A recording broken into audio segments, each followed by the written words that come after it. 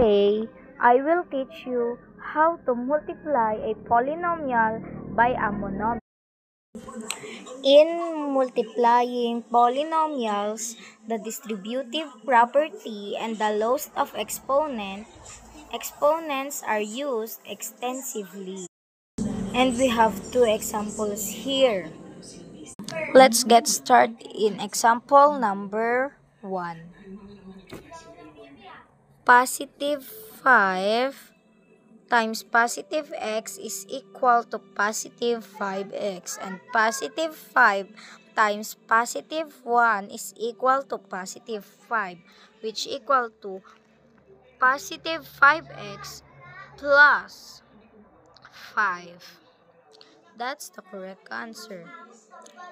And remember, when negative and positive, it will be negative. When both are positive, it will be positive. And when both are negative, it will be positive. It will be still positive. Let's get started on example number 2.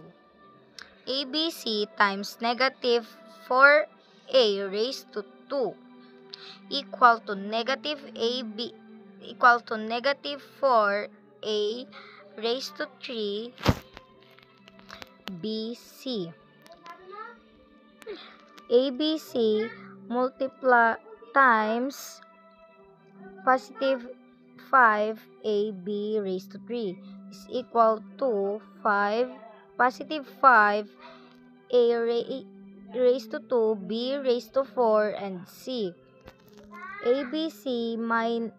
ABC times negative 6 ABC is equal to negative 6 a raised to 2, b raised to 2, c raised to 2.